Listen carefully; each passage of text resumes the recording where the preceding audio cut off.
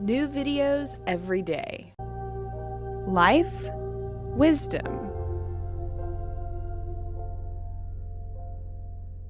I've interviewed several people, and their experience when receiving psychiatric treatment is that they receive not just one, but several mental disorders diagnoses over the course of their treatment. So maybe they'll start with a social anxiety diagnosis, and then they'll say, oh no, you actually have depression.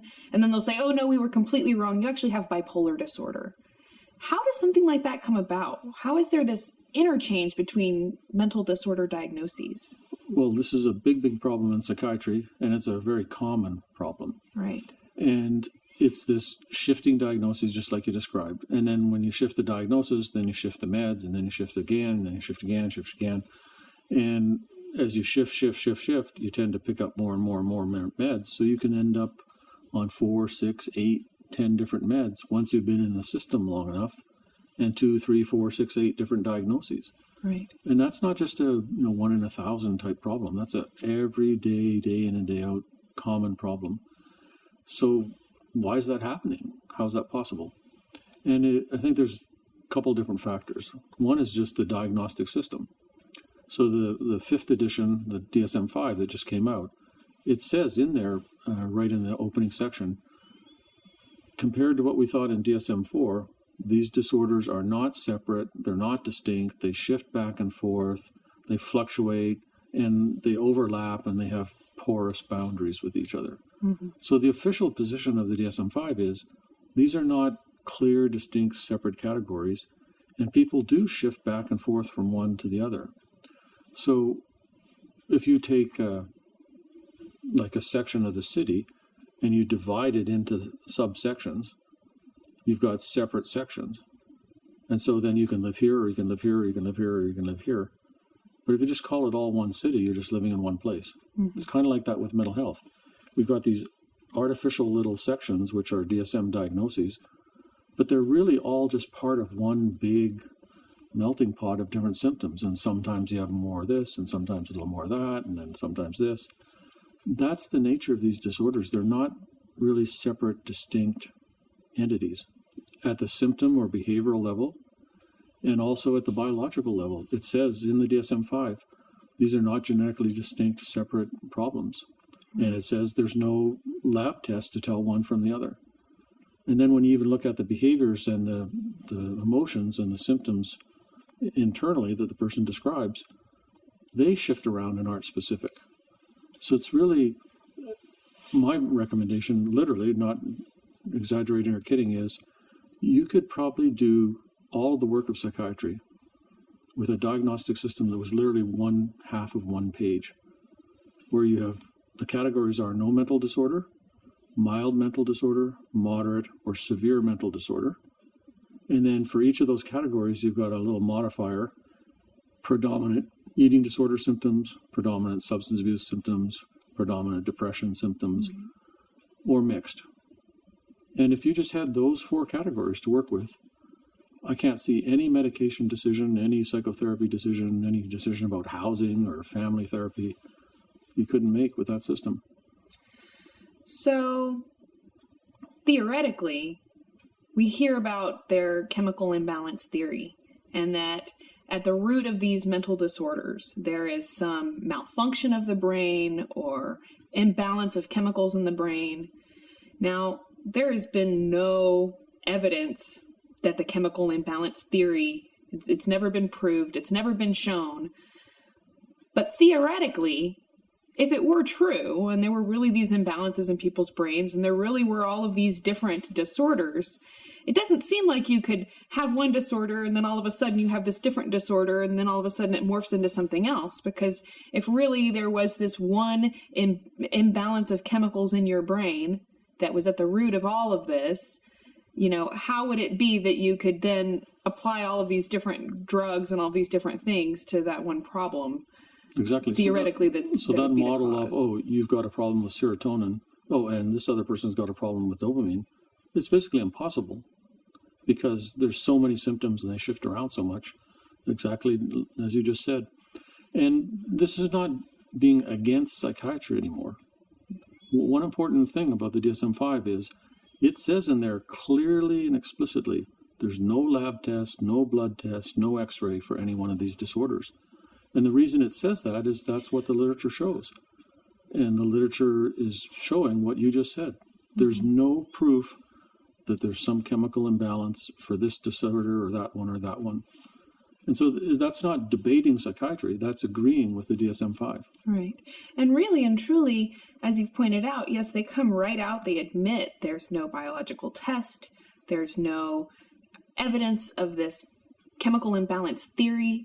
And really the only place where they are coming out and implying that maybe that isn't the case is in the way that they advertise to us, and the way that we see, commercials on TV, advertisements for these pharmaceutical and psychiatric drugs that talk about a chemical imbalance theory, or that talk about that you may have a lack of serotonin, when realistically speaking, they come right out in their own book and admit, actually, we don't know the chemical imbalance theory is real, and actually there is no biochemical test or anything.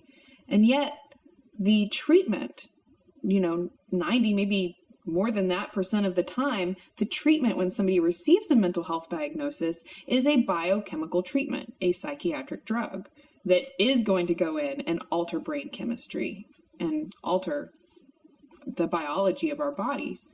Exactly. And if you look at the side effects of these medications, which again is not debating the drug companies or debating psychiatry, these are the side effects that are in the information provided by the drug company, in the black box warning, in the publications in the psychiatry journals. And those are all summarized in tables. If we just take the SSRI antidepressants, they cause symptoms of anxiety, agitation, hallucinations, delusions, delirium, suicidal ideation.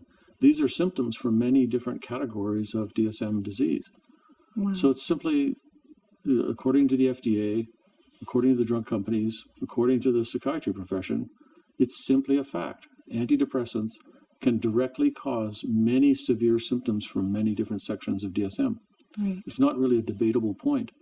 And then we get, what about the withdrawal from the medications?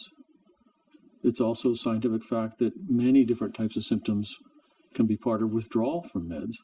Right. So if you're going through the system and you're getting diagnosis 7, 8, 10, 12, and you're getting med number 4, 6, 8, 10, you've got potential side effects from being on the meds, from coming off any one of those meds, Right. from the interaction between med 1 and med 2 and med 7, med 5 and med 6.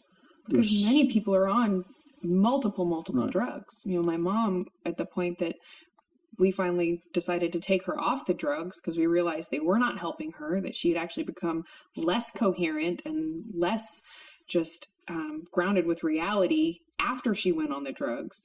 She was taking 13 different psychiatric drugs at the time. Right, and that's not amazing me because I've heard that story many, many, many times. Being on 3, 4, 5, 6 drugs is not the least bit unusual.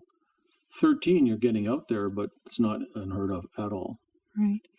And, so as you've pointed out here, they know that the side effects of these drugs are actually the same as the diagnostic criteria for some of the other diseases. So hallucinations, as you mentioned, of course, suicidal thoughts in the black box warning that these drugs are known to cause, suicidal thoughts or something, that just, kind of has the question of which came first, the chicken or the egg. Well, was I bipolar before, or did I become bipolar because it was the side effect of these meds I was taking for my social anxiety? Right, and you can see a common spin that psychiatry puts on that, on bipolar, because it's a known fact that antidepressants can spin somebody up into mania, and then they get a bipolar diagnosis. So what does psychiatry tend to say about that? They don't go, oh, our medications are causing people to be manic. They will list that as a side effect. But the emphasis shifts over to, oh, these are people who've been activated. The term is activated. They had latent bipolar.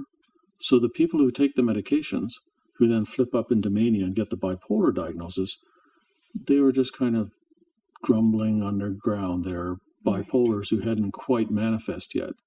So it's not that our drugs cause bipolar disorder.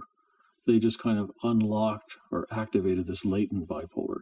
But if there's no scientific proof of somebody having bipolar or not, there's really no way to prove that they have it or not, or that they had it before, when that. But it's kind of like giving somebody LSD and then saying this unlocked a latent psychosis, and now we're going to give them a mental health diagnosis when it's just a side effect of the medication. Right. And so it's kind of this sleight of hand shell game kind of approach, where on the one hand you can say, well, we know perfectly well that these are well-described side effects, that you can have mania from an antidepressant. But how psychiatry tends to operate is they shift over to, the meds didn't cause you to be bipolar. They just prove that you're bipolar because only a bipolar would have this reaction to the meds. So the reaction to the drug becomes the mental disorder independently of the drug. And then what tends to happen is you shift over to a mood stabilizer and away from an SSRI. And now you've got this lifelong diagnosis of bipolar, but maybe it was just a side effect from a drug and you're not bipolar at all.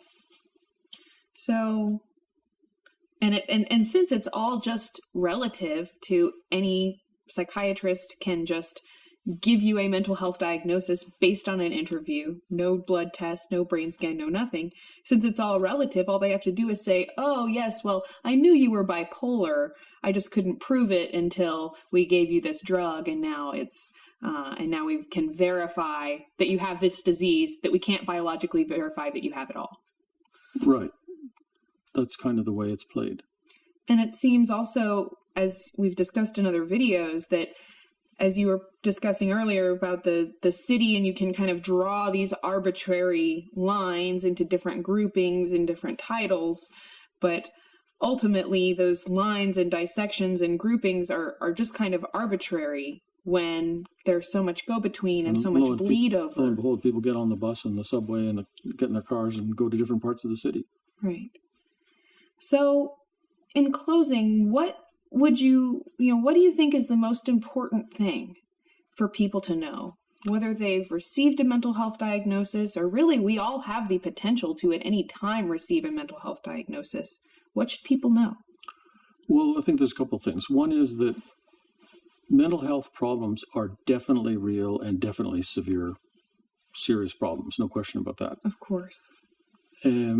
But the idea that you have this specific mental disorder, not that one and not that one, and because we've narrowed you down to this one, we therefore are going to do something different.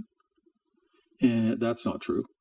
And we've made some kind of medical biological disease diagnosis, and we know you have a brain disorder, and we know you have a chemical imbalance. None of that's true. So if you take off the chemical imbalance, the brain disease, the genetic disease, the specific disorder, and you just back out to, you've got some serious problems in life, you feel really lousy, some of your behavior is self-destructive, self-defeating, and it's unacceptable to reasonable people, and you need to do something about it. Okay, now that's okay. That should be the starting point. But when you get off into, you've got this brain disease, it's genetic, it's this chemical, and we're going to give you this chemical, and that's all we're going to do, or that's 90% of what we're going to do. That may sound good at the time, but next year or the year after, you could have a totally different diagnosis, totally different med, and you'll just be on that rotation forever.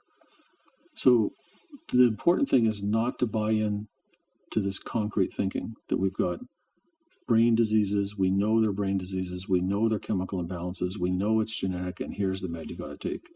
It's just not science. Right.